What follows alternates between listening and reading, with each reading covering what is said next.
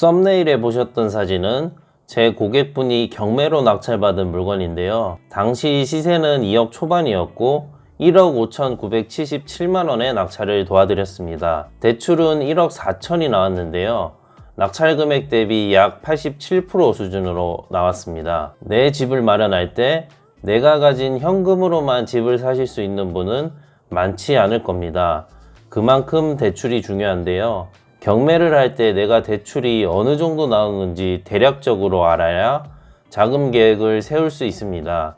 그래서 오늘은 경락자금 대출에 대해 말씀드려보고자 합니다. 대출은 경매든 일반 매매든 모두 중요한 요소이니 영상 끝까지 보신다면 내 집 마련하시는데 도움이 되실 수 있을 겁니다. 우선 경락자금 대출이 뭔지에 대해서 간략히 알아보겠습니다. 경매로 낙찰을 받게 되면 잔금을 치를 때 대부분 대출을 받게 되는데요. 경매대출, 경매낙찰대출 등등 각종 이름으로 불리기는 하지만 정식 명칭은 경락자금 대출입니다. 법원 경매를 통해 낙찰받은 낙찰자가 그 낙찰된 부동산을 담보로 받는 대출을 의미합니다.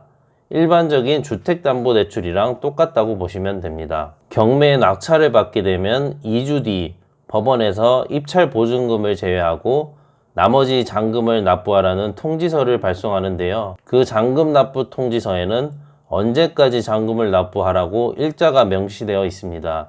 그럼 그 기일에 맞춰서 대출을 알아보신 다음 잔금을 납부하시면 됩니다. 이때 대출이 안 나온다고 하면 잔금을 납부하지 못하면 입찰 보증금을 포기하는 상황이 발생할 수 있으니 경매 입찰 전에 자금 계획을 철저히 세우셔야 합니다. 그럼 대출은 어떻게 알아봐야 하는지 궁금하실 텐데요. 보통 주거래은행이나 살고 있는 곳 주변 은행들을 먼저 생각하실 수 있으실 텐데요. 물론 대출을 해주는 지점도 있겠지만 대부분 경락자금 대출을 취급하지 않는 곳이 대부분입니다. 그럼 어떻게 해야 하나? 입찰하려는 물건지 법원 입찰장에 가게 되면 일찍부터 대출 상담사 분들이 계십니다.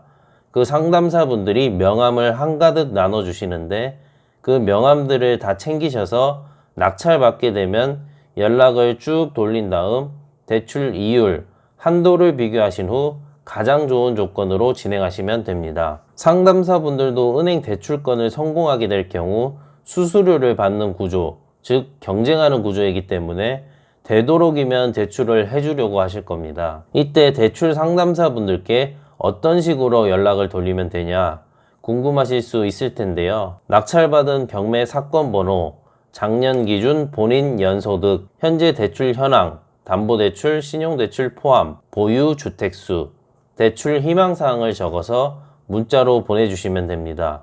희망사항은 예를 들어 중도상환 수수료가 적은 곳을 찾고 있다거나 한도가 많이 필요하다 등 개인 상황에 맞게 적으시면 될 것 같습니다. 은행권마다 이율, 한도, 조건이 다 다르니 최대한 많은 곳에 알아보시는 게 좋겠죠. 그리고 대출은 신용이 엄청 안 좋은 경우가 아니라면 웬만하면 대출이 나온다고 생각하시면 됩니다. 소득이 없거나 무직인 경우에도 카드 사용 금액을 기반으로 추정 소득을 잡아 대출이 나올 수 있습니다. 그럼 대출 한도는 어느 정도로 나오는데 궁금하실 수 있으실 텐데요. 아파트를 낙찰받으려고 할 때 무주택자 기준 대출 한도는 이렇습니다. KB 감정 금액의 70%, 낙찰 금액의 80% 중 낮은 금액, 1주택자는 KB 감정가의 60%, 낙찰가의 80% 중에 낮은 금액으로 한도가 나옵니다. 대체로 제 경험상 무주택자는 낙찰가의 70에서 80%, 1주택자는 낙찰가의 50에서 60% 정도 대출이 나왔습니다. 이때 은행권에서 DSR을 보게 되는데요. DSR이란 총체적 상환 비율을 뜻하는 말입니다. 쉽게 말해 돈을 빌리는 사람이 대출금을 갚을 수 있는 능력을 갖추었는지 여부를 판단한다고 보시면 됩니다. 현재 시중은행은 DSR 40%로 제한되어 있습니다. 소득에 맞게 대출을 해주겠다라고 보시면 됩니다. 제 경험상 연소득이 너무 낮으시거나 기존 대출이 많이 껴있는 분이시라면 대출 한도 조회를 하신 다음에 입찰을 하시는 것을 추천드립니다. 이때 입찰하려는 물건이 위반 건축물이거나 유치권 등 특수 물건이라면 대출이 제한될 수 있습니다. 그리고 감정가 자체가 매우 낮은 물건, 빌라가 있겠죠. 감정가 낮은 빌라는 대출이 나오기는 하지만 금리가 상대적으로 높을 수 있습니다. 그리고 대항력이 있는 임차인이 있는 경우도 대출이 제한될 수 있습니다.